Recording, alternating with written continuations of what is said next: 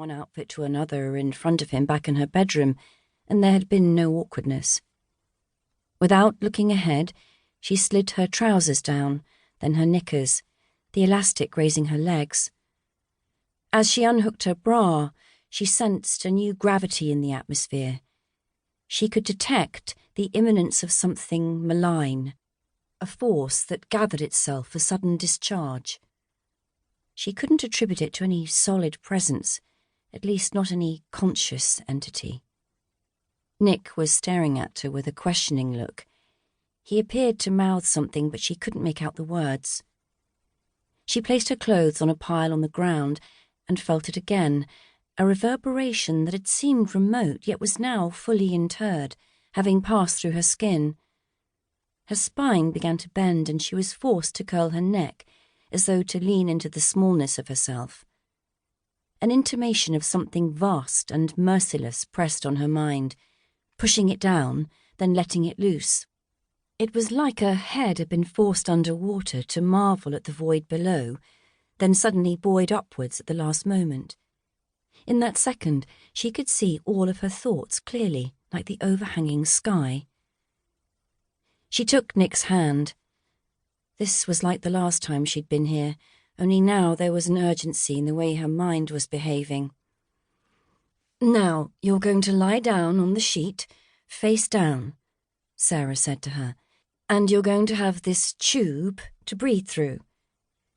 She picked up the transparent tube from the ground and held it carefully aloft, like a snake. "I'll hand it to you when you're lying down, okay?" Charlotte slowly moved towards the hole and crouched by it, feeling her pubic hairs bristle between her thighs. The men were still facing the opposite way, staring towards the compact darkness of the trees. She thought it looked like she was about to do something indecent, which called for their frozen postures. She crept into the shallow plot and knelt on the tarpaulin sheet at the bottom, which was tough and crackled beneath her calves. "Take your time, Charlotte," Sarah said. She was standing close. "Take deep breaths first." "Maybe this is a bad idea." That was Nick. His voice was very distant. "Charlotte," Sarah said sharply.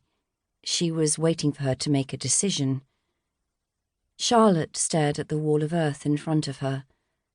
An elongated worm was wriggling furiously from the cracks, shocked at the way its world had suddenly shifted. Only minutes before, it had spasmed through the darkness, trusting in the mercy of what pressed it, and simultaneously gave way.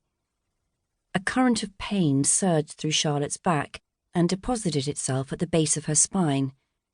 She lowered herself onto the sheet and lay face down, shifting her head so that one side of her face was free. The sheet was rough on her stomach, and her breasts were squashed in a way that made them hard and heavy. But at this point, she could still believe that she was a tenable surface, the limit beyond which the world ticked over without intruding. She closed her eyes, took a deep breath, and braced herself for the first fall of earth. Nothing came.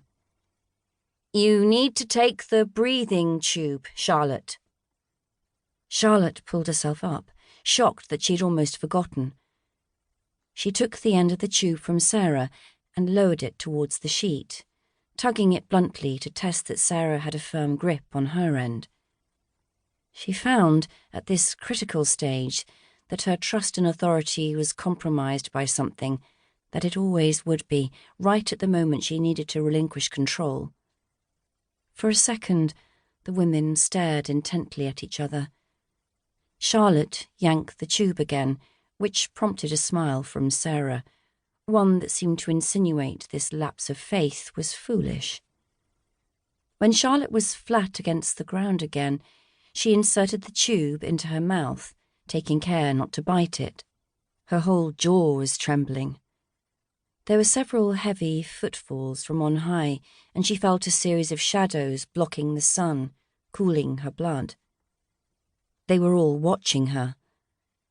She flinched when someone leaned forward and placed a small cotton sheet over her.